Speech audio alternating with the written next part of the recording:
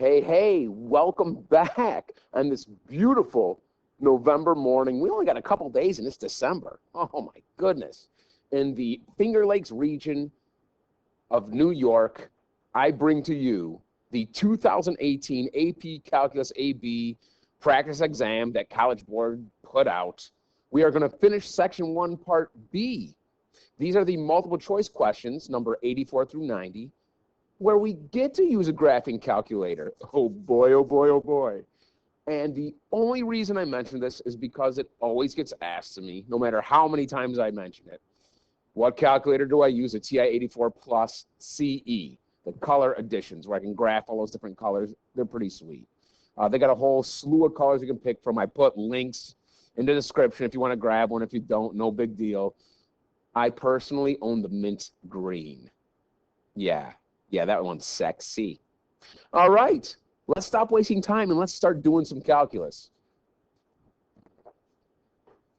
Number 84. If the average value of the function f over the closed interval from 2 to 4 is 3, and if f of x is greater than or equal to 0 for all of x in that interval from 2 to 4, what is the area of the region enclosed by the graph of y equals f of x, the lines x equals 2 and x equals 4, and the x-axis? Okay, well, you need to understand two things to solve this problem. First, after I get my calligraphy pen, average value of some function f on this interval is 3. All right, average value means I'm going to integrate from my bounds, that's A, that's B, right, from 4 to 2, my function. Okay, but when I find the average value, I also multiply by 1 over the difference of my bounds. And that should equal 3. That is 3. Okay, that's the first thing they're telling us. All right. The second thing they're mentioning, oh man, my eyes bother me. Sorry, don't mean to get crazy with you kids, is when I graph my function f, all right, from 2, x equals 2, to x equals 4, okay, and the x-axis, which, this is the x-axis that I'm doing in red, okay. If I graph my function, and my function, this is the same thing as y, f of x, is y, is always greater than 0. That means it's going to be above the x-axis. That's f. Well, I should do that lowercase. All right. What is the area right here? What is this area? Right, well, let's keep in mind, all right, this area right here, this area under the curve of f of x, is this integral right here. The integral is the area under the curve. So basically, this is the integration of f of x dx from 2 to 4. This is this part right here. All right, well, let's isolate that integral, because that's what we're solving for. This becomes our variable that we're solving for. Okay, so the first thing I'm going to do is clean up this fraction on the left side. 4 minus 2 is 2. So I really have 1/2 my integral from 2 to 4, f of x dx equals 3. And now I still want to get this alone. So let's get rid of our 1/2 and multiply this side by 2. Multiply this side by 2. So guess what? My area under the curve, or my integral from 4 to 2, is equal to 6. 3 times 2. Boom. And boom starts with a B. I'm sorry, that's corny. But the answer is 6. 85. The function f is continuous and increasing for x is greater than -1. The table above gives values for, oh, did they give us a table? Whew, I love tables and graphs and charts. I do. The table above gives us values of f at selected values of x. Of the following, which is the best approximation for the limit as x goes to 0 of e to the negative 2f of x exponent. Again, calligraphy time. You know what? Purple. Let's go with a lighter purple. How about that? Let's go purple here. Let's go define more colors. I don't know. That's kind of right there. Okay. Oh, that's pretty. Okay. So the first thing it tells us is x is greater than negative 1. Okay. That's good. That's it. So here's my x value. All these values are going to be negative 1 or bigger as I go to the right. All right. And which is the best approximation? Let me explain something to you. We are not going to be able to figure this out exactly. Okay, so the best approximation, meaning it is always best to try and solve these by plugging in my value for x first. I'm going to throw a 0 in for that x right here. So I've got e to the negative 2 f of 0. Now the problem is, I don't know what f of 0 is because it's not on the table. So this is when I got to approximate a limit as x approaches 0. Like for this right here, I'll do this in a different color. For this right here, let's pull this out. F of 0. Because once I figure that out, I can put that value in here. See what I'm saying? But I've got to kind of figure out, well, as I'm approaching, as x approaches 0 here, what is y, or in this case, f of x, going to approach? Okay, well, 0, if I created another column here, here's 0. Okay, as I approach from the right side and from the left side, what does it look like my y values are approaching? Well, this negative number is getting smaller and smaller, meaning it's getting closer to 0. Okay, and this positive number is getting smaller and smaller. Look how close to 0 we are on both sides. I would guess that my y, my output will be 0 when x is 0, which means I'm going to put a big 0 here. So f of 0 is 0, which means right here, I'm going to make that 0. So e to the negative 2 times 0 is just e to the 0. Anything to the power of 0? 1. Choice C, which 1 does not start with C. 100 does in Italian, Sino, but we won't go there. Oh, a table on number 85 and now a graph on 86? Dude, I'm living life right. I'm doing something right to get such wonderful problems. Okay, 86. Let R be the region in the first quadrant, bounded by the graphs of y equals 4 cosine of pi x over 4, and y equals x minus 2 squared, as shown in the figure above. The region R is the base of a solid. For that solid, each cross-section perpendicular to the x-axis is an isosceles right triangle with a leg in the region of R, not the hypotenuse, a leg. What is the volume of the solid? All right. Let's get going here. We will go orange because, hey, orange is cool. Now, let R be the region in the first quadrant. Okay, here's R. The first thing I need to figure out is if they want volume, okay, anytime they want volume, that means I'm just integrating the area of my shape, okay? And you can see my bounds. They go from here, which is x equals 0, to here, which is x equals 2. So I'm going to go from 0 to 2. I mean, my dummy variable, whatever that is, I'll just put dA because I have area. So what is the area of the shape? Well, it is an isosceles right triangle. All right? Isosceles right triangle means you have two legs that are the same, and it's 90 degrees. All right? And one of the legs, this is one of the legs, leg 1. This is leg 2. This is the hypotenuse. One of the legs is this distance from here to here. Okay? So here, then we got here, then there's the hypotenuse. Okay? Here's one of the legs. All right? So how do I find the area of a triangle? It's 1/2 base times height. This is the area of my triangle. That's what I'm going to integrate. The thing is, I want one variable. Let's say this is my base, L1, and this is my height, L2. Aren't they the same? Yeah, so they're the same. So technically, B is the same as H, and H is the same as B. So guess what? If I wanted to make them both B, I could, because they're the same. That's what I'm going to do.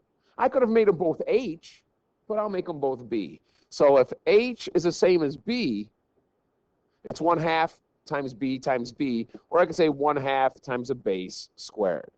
And this area is exactly what's going in here. All right, so let's integrate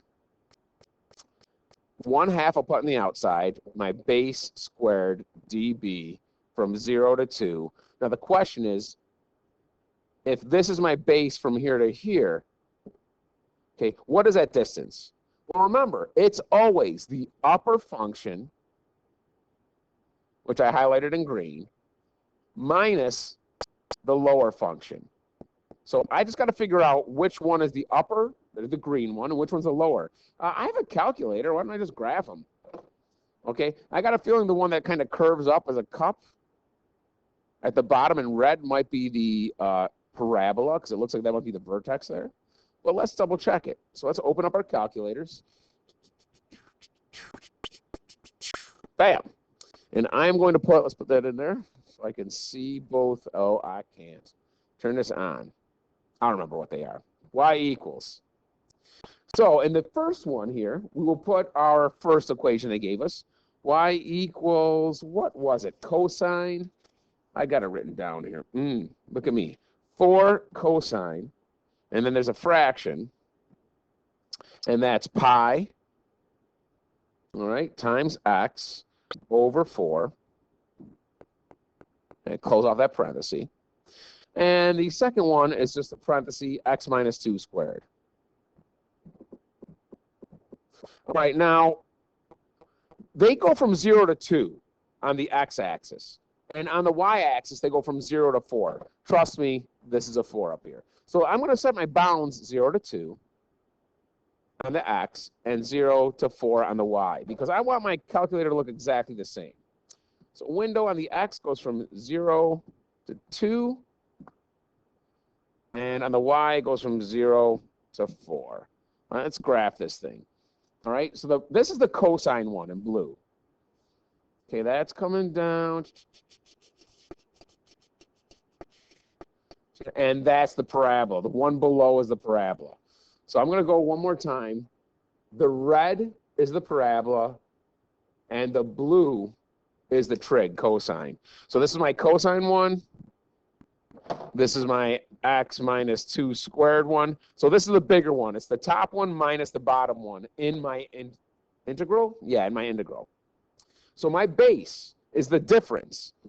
It's this function minus this function down here. So I go here. Let's continue this down here. Here. Let's go back to our orange. Okay, it's 1/2. Wow, let's go to a thinner one.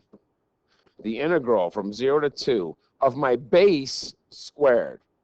Okay, my base. My base is my upper graph. Ooh, I'm going to have to probably... I'm going to need more room here. It's my upper graph for cosine of pi x over 4 minus the lower one, which is x minus 2 squared. It's this whole thing. That's just the base. But remember, I got to square the base. I got to square this. And don't forget your dummy variable. This is very nice.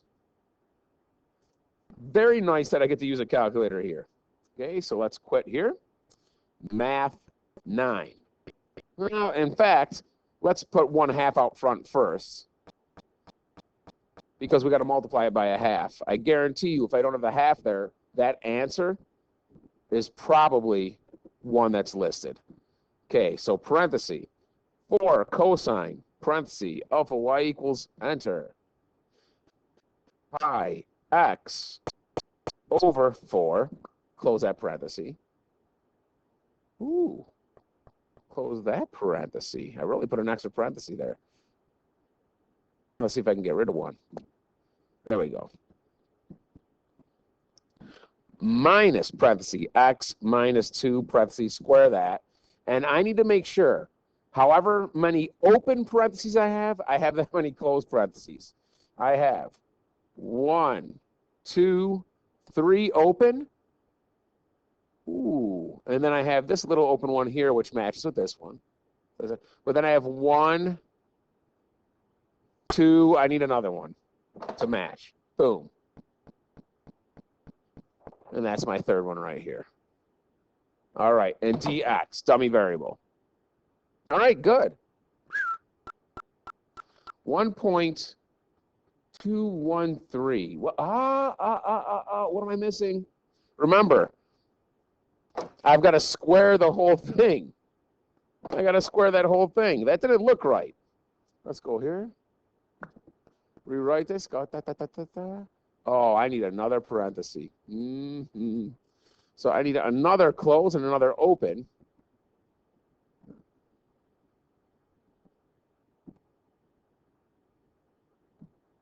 And now I got to square that whole expression.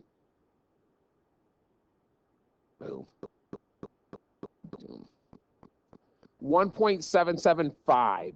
This number will round up to a 5 because that's 5 or bigger after that.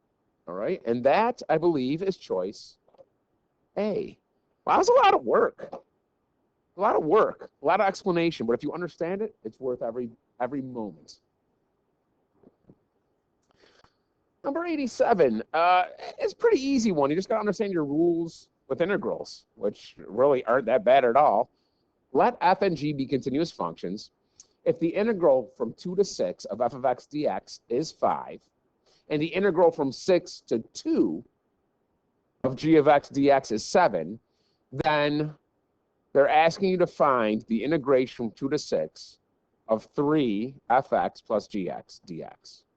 Okay, so I can, in case you forgot your rules, I can apply this integral separately to this, and then I can apply this integral separately to this. So let's first write that out as such.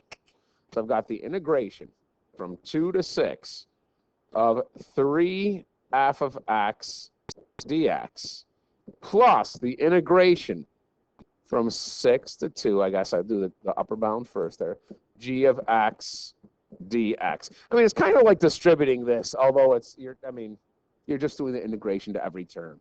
All right. Now what I'm going to do is I'm going to take this 3 and move it on the outside. So that's bye-bye. So in fact, I could do this now and do this and go bye-bye. See ya. It was fun. And now I'm going to say, well, I know the integration from 6 to 2 of f of x. That's 5. So this right here is just going to be 5 times my 3, which is 15. Okay, plus, now I don't know what this is. That's not given to me. I mean, I can figure it out easy. How come? Notice the bounds here are switched. So that doesn't equal 7. I can take this and flip my bounds. I can bring my 2 down and my 6 up of g of x dx. That's one of the rules. But that means if I do that, I got to negate this, which means I should get negative 7.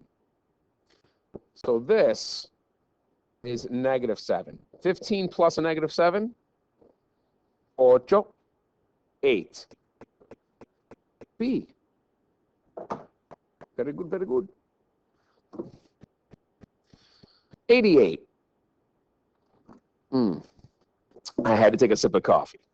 88. Let f be a twice differentiable function such that f double prime of x, or the second derivative of f, is less than 0 for all of x.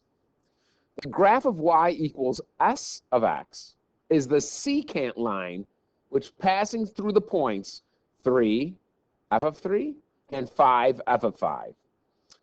The graph of y equals t of x is the line tangent to the graph of f at x equals 4. Which of the following is true? And we're really just comparing 4.2, an x value of 4.2 at f, s, and t. That's what all of these are doing. So you know what? Dang it. They didn't give me a graph, but I'm going to draw a super fantastic graph right here, and everybody's going to love it. Okay, well, I mean, you know, if you don't love it, you know, just lie to me and tell me you do. That would make me feel better. Okay, so first of all, when they say the second derivative of f is always negative, that's talking about concavity. The graph of f will always be concave down. Okay, that's the first thing. So let me just draw some graph of f in red. There you go. This is the graph of f. It's always concave down, always. The next thing is, we'll do this one in blue, is s of x. That's a secant line. That's going to cut through here and touch at 2 points. When x is 3, they're going to, I don't know the exact number. That's just the y value when x is 3. And here's x, and here's the y value when x is 5. So let's put 3 and 5, okay, touches here and here. Okay, now 3, I don't know what f value this is. This is f of 3. That'll give me the y value. And at 5, here's the y value, f of 5. Okay, here's a secant. That's a secant, or s of x. Okay, now the tangent line, I'll do that in green, touches right at the point where x is 4. I don't know, x is 4, probably right in between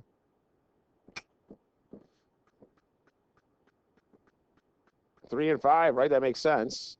That's t of x. It's a tangent. Okay, so what they're asking me to compare are the y values for each of these functions when x is 4.2. So when x is 4.2, what's the y value of f? When x is 4.2, what's the y value of s? When x is 4.2, what's the y value of t? So it looks like I've got to put them in order, smallest to biggest or whatever. Let 4.2 is in between 4 and 5. So let's just say it's right here. But mister, I think 4.2 is here. Yeah, I'm just making it a little obvious. I'm just going to put it right there. You wouldn't be wrong. That's what I tell my students. You're not wrong, kids. All right. So 4.2, here's what 4.2 is on S. Here's where 4.2 is on F. And here's where 4.2 is on T. This is the biggest y value. So T of x should be the biggest. This is the middle y value on my f function.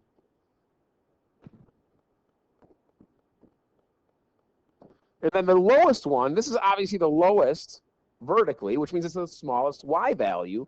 That's on my s of x function. Now, of course, instead of x, we have 4.2. So this is really 4.2 in here, 4.2, 4.2.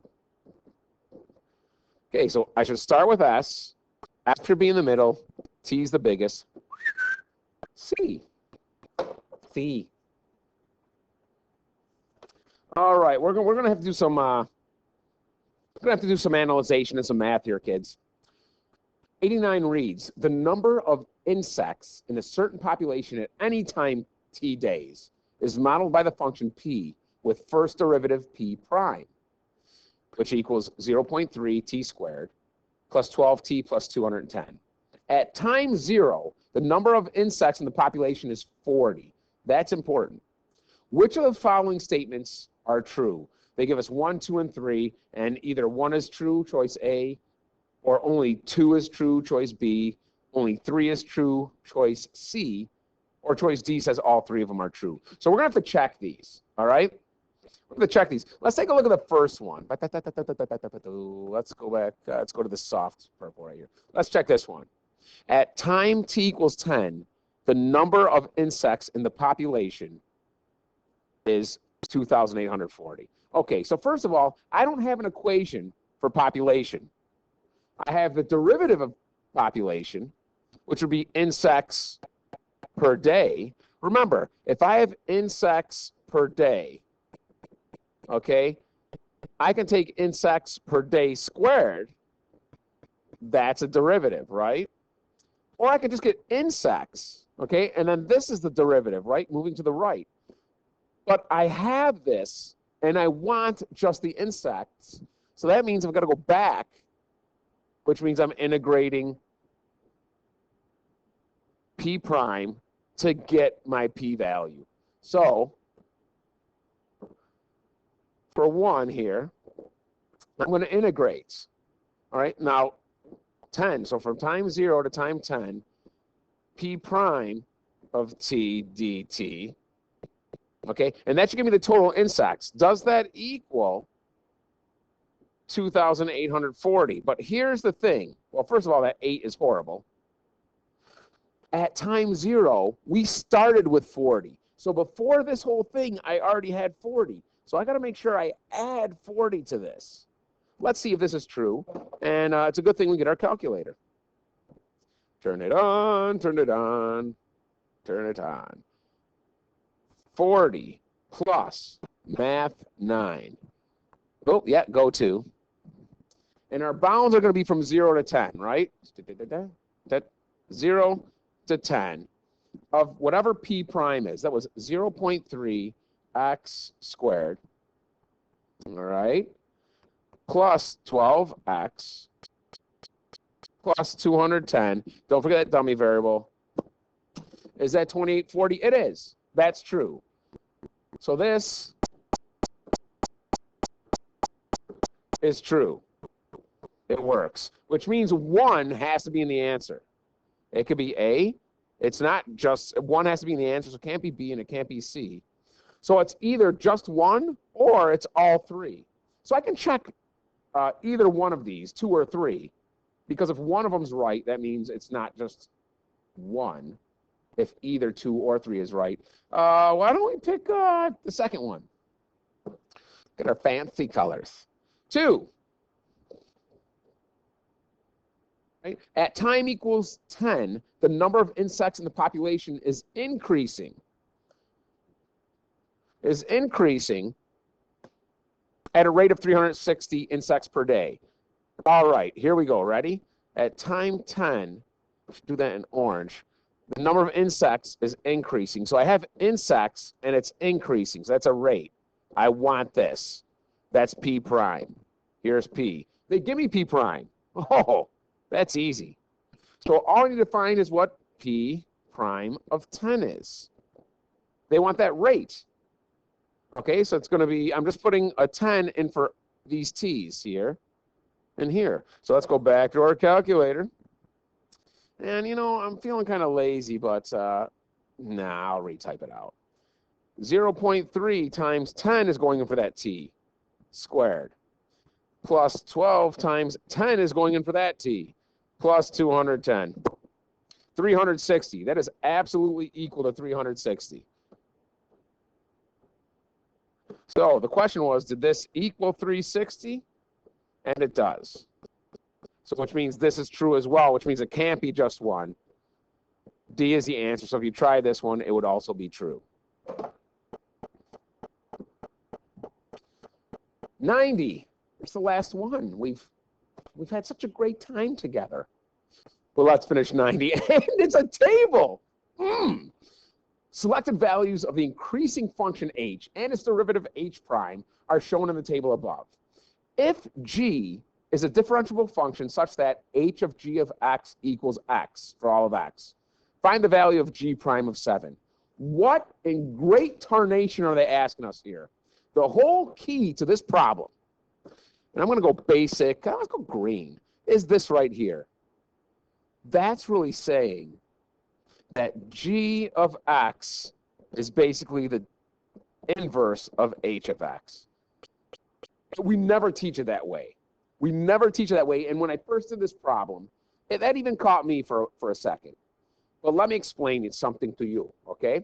If I have a function h and I put an input in, and it gives me an output, okay? What does that mean, the inverse? Doesn't the inverse, well, actually, before I even do the inverse, let's state what we currently have here. See how they give us g of x as the input, and the output is x, okay? Well, doesn't the inverse switch these two? The inverse switches these two. So my input becomes the output, and my output becomes the input. Remember, x's and y's switch. And look what I end up with when I apply the inverse. The inverse, oh, that should be -1, not derivative. The inverse of h is g of x. So if you didn't pick up on that, you wouldn't be able to do it. So here we go. If g is the inverse of h, I'm immediately going to write this. If I want the derivative of g, I really want the derivative of the inverse of h at 7. How do we do that?